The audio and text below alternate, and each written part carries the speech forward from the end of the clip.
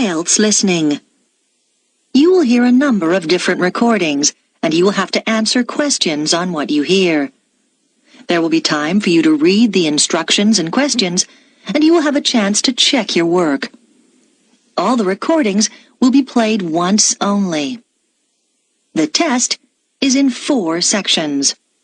Write all your answers in the listening question booklet. At the end of the test, you will be given 10 minutes to transfer your answers to an answer sheet. Now turn to Section 1 on page 2 of your question booklet.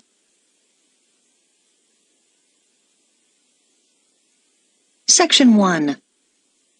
You will hear a student from overseas phoning the Student Accommodation Office of a college in the UK for some information. First, you have some time to look at questions 1 to 4 on page 2.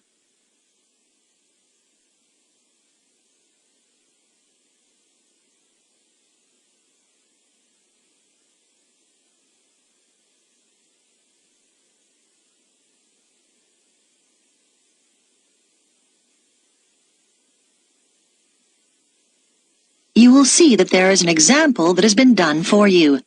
On this occasion only, the conversation relating to this will be played first. College Accommodation Bureau, Darren speaking. How may I help you? Oh, good morning. I'm starting at the college in September, and I need to find some accommodation. Right. Well, there are various options. The first one is to stay in college accommodation. That'd be a single room. The first type of accommodation is a single room in the college, so single room has been written in the space. Now we shall begin. You should answer the questions as you listen, because you will not hear the recording a second time. Listen carefully and answer questions 1 to 4. College Accommodation Bureau, Darren speaking. How may I help you? Oh, good morning. I'm starting at the college in September, and I need to find some accommodation. Right. Well, there are various options. The first one is to stay in college accommodation. That'd be a single room. How much would that cost? Well, it depends. For a standard room, you're looking at £3,276 for the year. That's just for a room with wash basin. Or £3,834 if you want an ensuite. That's with your own small bathroom. I see. That's more than I expected. It does include heating. That's quite a saving because energy costs can be high, especially in winter. Does it include meals as well? No. All our rooms are self-catering now. There's a shared kitchen on each corridor where you can cook if you want to, or there are plenty of places to eat out on campus. Okay, and you said that's the price for the whole year? Well, you pay annually, but actually it's for 36 weeks. It doesn't include holidays. You have to vacate the room then. Oh, I'd need somewhere to stay in the holidays. I can't afford to go home. The flights are too expensive.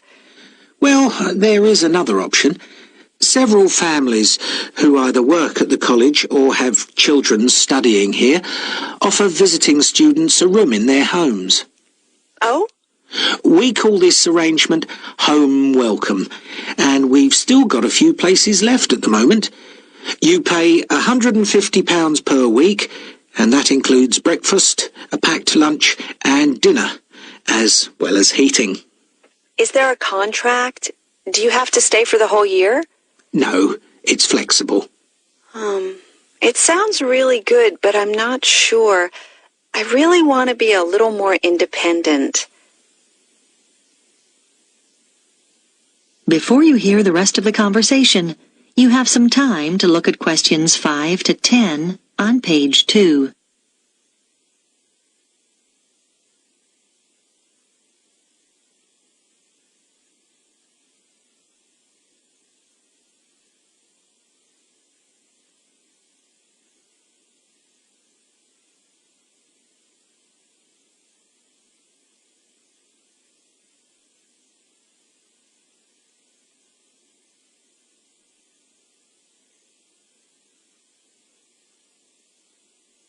Now listen and answer questions 5 to 10. What about finding somewhere to live off campus? Yes, you can rent a property in town privately. You might want to rent a room in a shared house.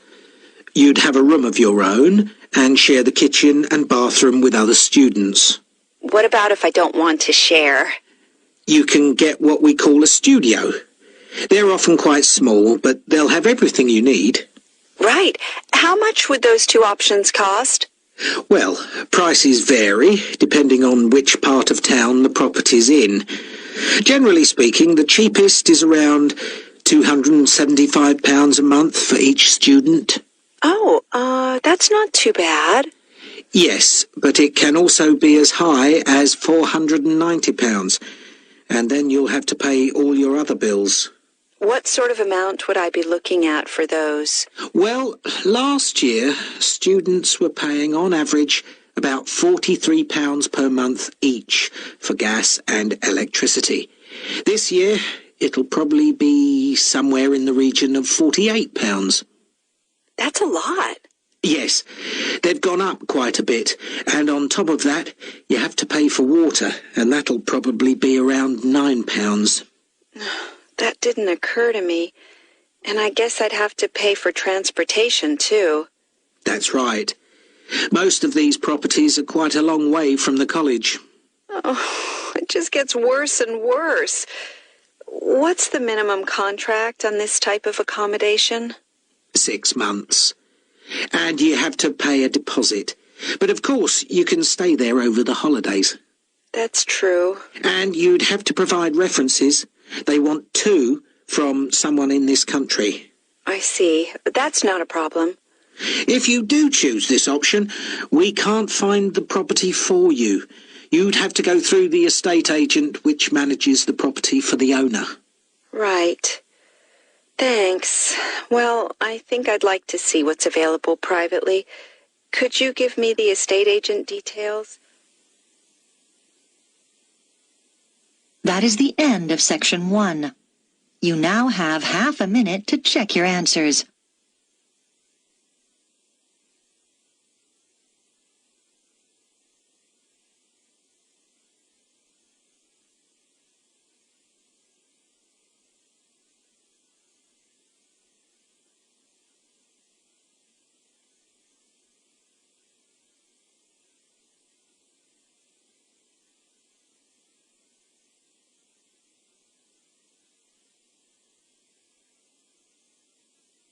Now turn to Section 2 on page 3.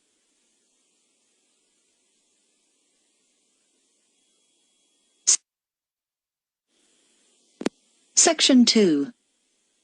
You will hear an audio guide introducing visitors to a museum. First, you have some time to look at questions 11 to 15 on page 3.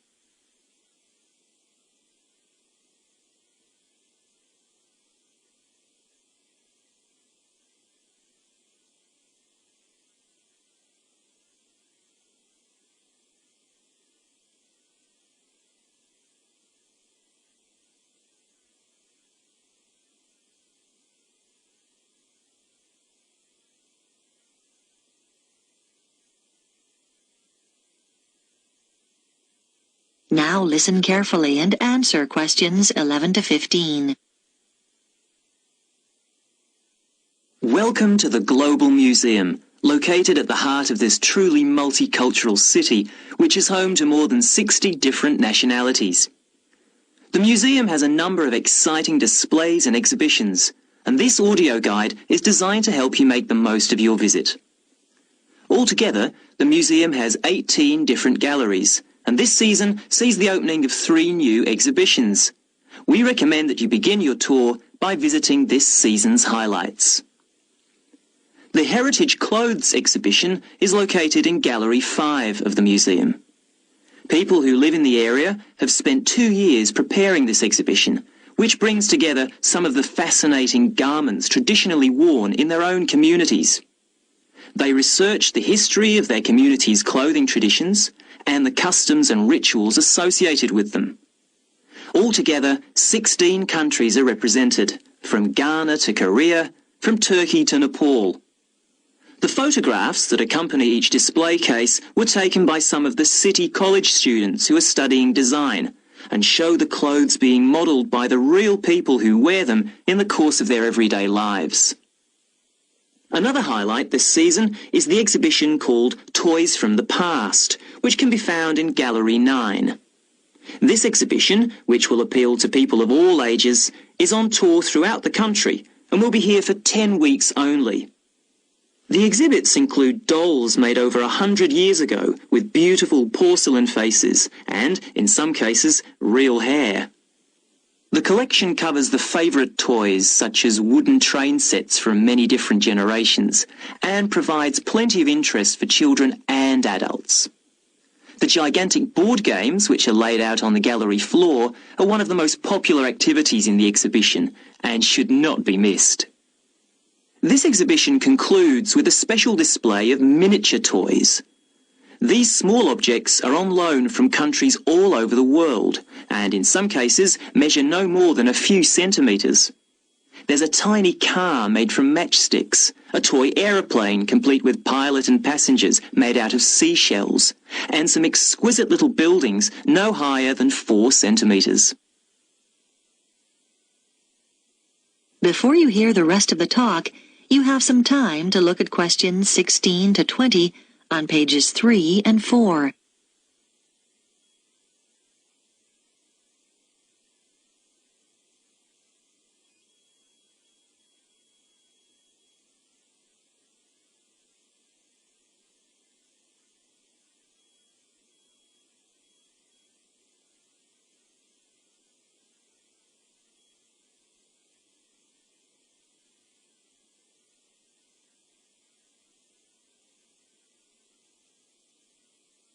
Now listen and answer questions 16 to 20. The final gallery highlight of the season is the Biscuit Gallery at number 15. Many years ago, this city was famous for its biscuits, although today the factory no longer exists. Did you know, for example, that before biscuits were packed in paper or cardboard boxes, biscuit tins were fashion items? The factory made tins, round, square, triangular, hexagonal, for a whole range of different occasions, to celebrate national events, festivals, famous faces and so on. One fascinating display deals with people's favourite biscuits. There are sweet biscuits and savoury ones, biscuits filled with jam and biscuits filled with currants, biscuits with pink, yellow and white sugar icing, or coloured sugar flowers. When the factory finally closed, it announced that people's favourite biscuit was not, as you might expect, a chocolate biscuit or one filled with jam and cream, but a plain, savoury one which was eaten with cheese. When you get to the end of the exhibition, there's an entertaining hands-on activity to fill your own biscuit tin. All the biscuits ever produced by the company are piled up on a table along with various tins. The biscuits are made out of thin pieces of wood, but the weight, colours and shapes replicate the original biscuits. Your job is to fill a tin with biscuits so that when the lid is taken off, they sit there as neatly as they did when the job was done by machine. It's not as easy as it looks. If you would like to buy a memento of your visit, there is a museum gift shop selling postcards, souvenirs and handmade pottery next to the information desk on the ground floor. And finally, if you don't want to carry your coats and bags around with you during your visit, please make use of the free lockers provided by the museum. Enjoy your visit. That is the end of section 2. You now have half a minute to check your answers.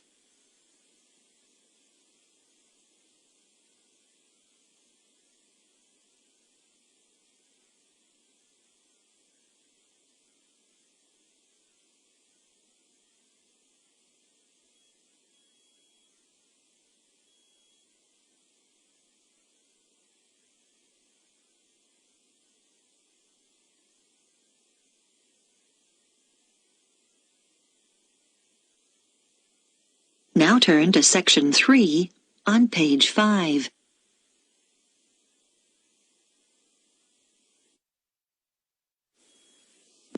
Section 3. You will hear a discussion between a student called Helen and her tutor about an assignment that Helen is working on.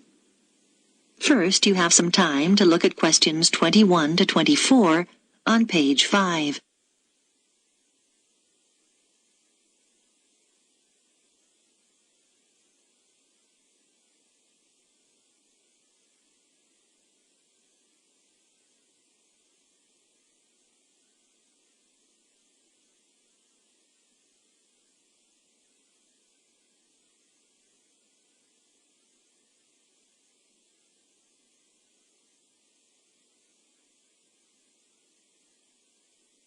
Now listen carefully and answer questions 21 to 24.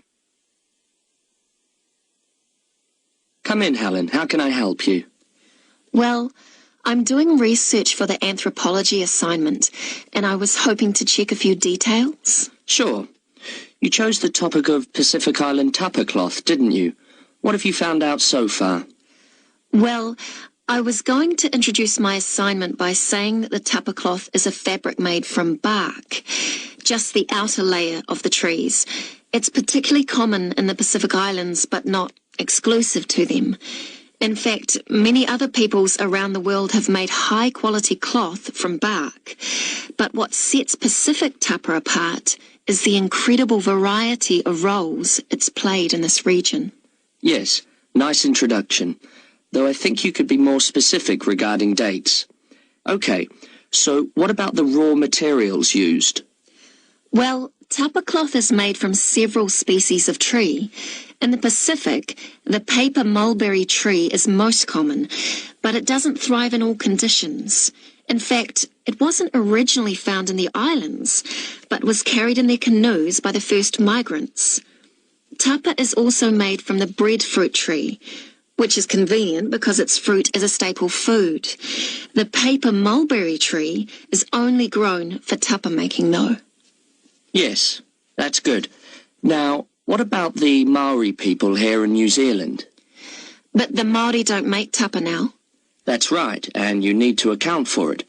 We know that when Maori migrated here from the other Pacific Islands, they were prepared to make tapa because they brought the paper mulberry tree with them.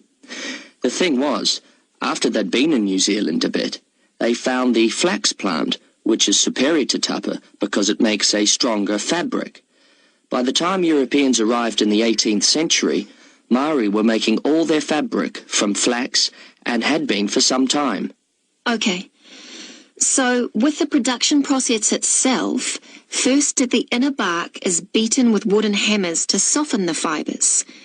Then the different pieces are glued together using an adhesive paste made from the arrowroot tuber. This is the only way to fabricate large pieces of cloth because bark strands are too fine to be woven together and stitching isn't strong enough. Before you hear the rest of the discussion, you have some time to look at questions 25 to 30 on page 6.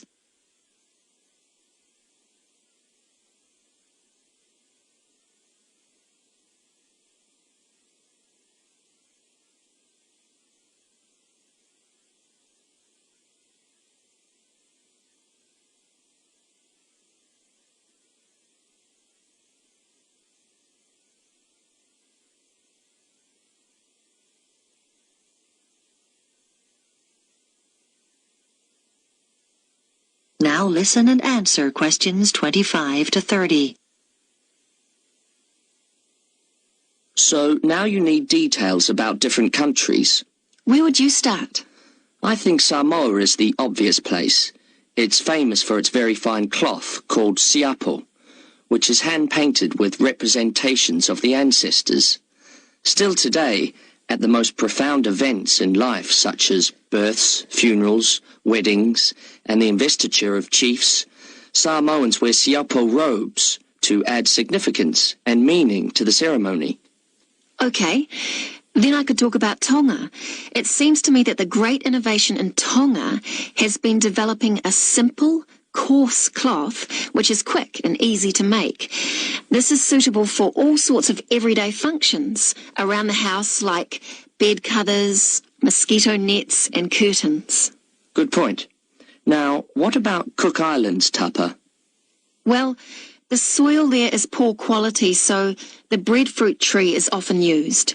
One type of thick cloth called tikoru was wrapped around the poles and used to mark the entrances to places of worship, so it was highly regarded in local culture. You might mention Fiji as well, which is interesting because tapa was actually used as a currency there. Fijians used to sail between the islands and exchange tapa for other commodities like canoes or pigs. I know that in Tahiti the tapa cloth is different because the patterns are in colour, which is considered more valuable than the usual brown patterns.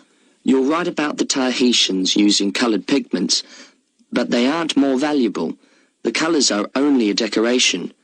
People enjoy wearing bright robes, especially for dancing and competitive games, and do it just for fun. Oh, I'll make a note of that. Well, the last place I was going to mention was Tikopia. Even today it's commonplace to see people wearing clothes made of tapa cloth. In many of the other islands, the tapa only comes out on special occasions. But here you see people working in the gardens wearing tapa. Sounds promising, Helen. I'll look forward to reading your assignment. That is the end of section 3. You now have half a minute to check your answers.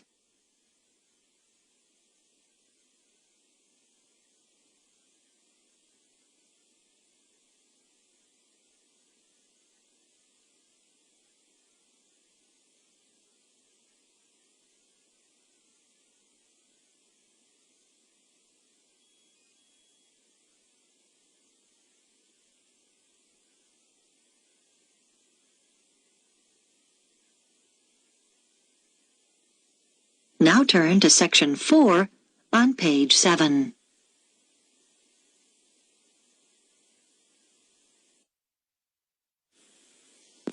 Section 4. You will hear part of a talk about research into learner persistence given by a university lecturer to her colleagues.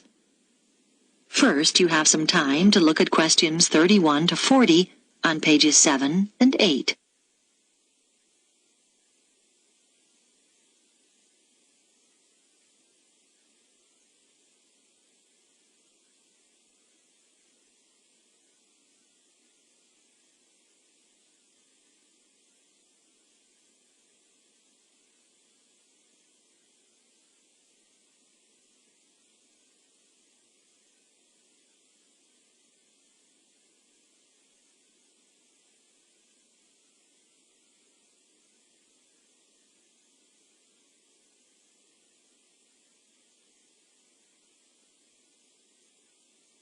Now listen carefully and answer questions 31 to 40. My talk is about a research study I did over a period of 5 years on learner persistence, why some people stick at academic study better than others. As teachers, you will know that there is a tremendous variation in the learner's response to certain things. For example, a short period of illness might completely destabilize some students and cause them to give up their degree studies. Other learners might overcome tremendous difficulties to stay the course. I am particularly interested in this second group, who are the ones with learner persistence. What I decided to do was design a research study using a sample of my university's third-year undergraduate students, 295 in all, who obviously had already stayed the course pretty well. The sample was drawn from a range of ages, but there was deliberately a significant number of mature students, and all respondents were living at home in the local region. I wanted to have this element of consistency, not having some coming from outside the area and living in university accommodation. It should be noted, though, that there was significant variation in home background to reflect the variation in our student population. I designed questionnaires which were devised to elicit what their concerns had been as they started the course, and what had sustained them throughout the 3 years. Findings from the first section indicated that their worries when they started varied from financial concerns, though this had not been as strong as I expected, to career prospects.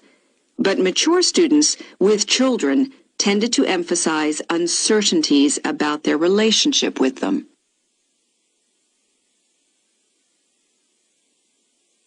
The second section of my questionnaire looked at learner persistence under 3 main headings: social and environmental factors, other factors, and intrinsic or personal characteristics.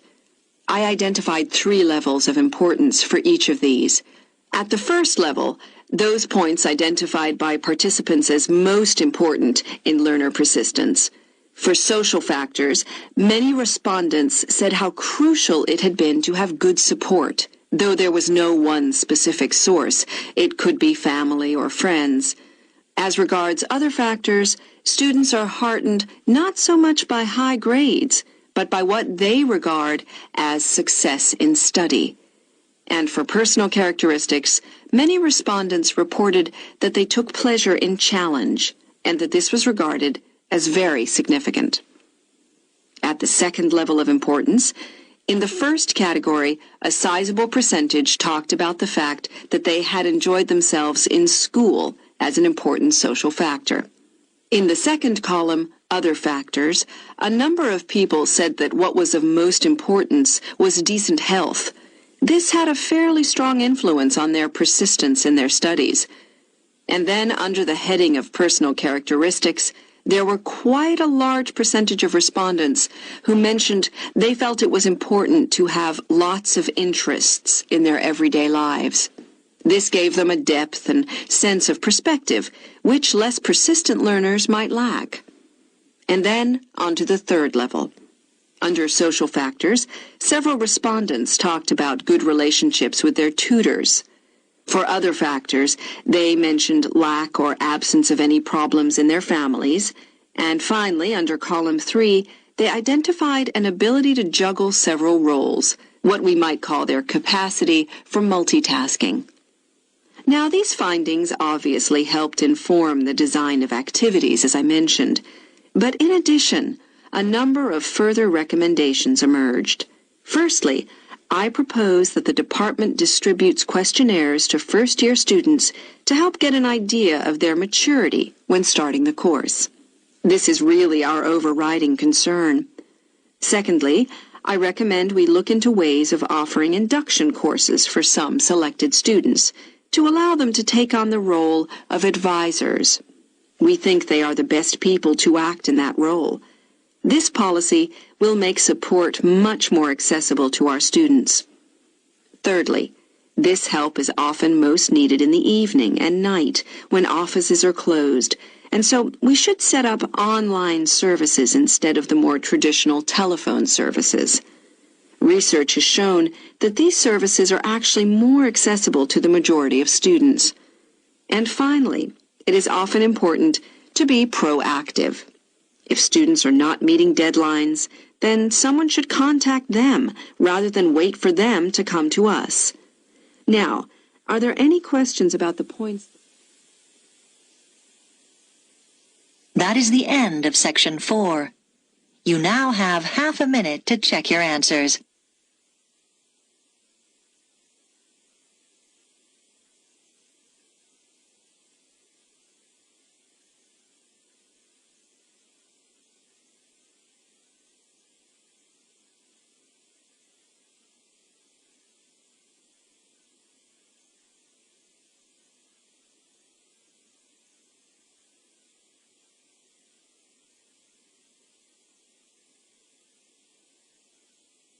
That is the end of the listening test.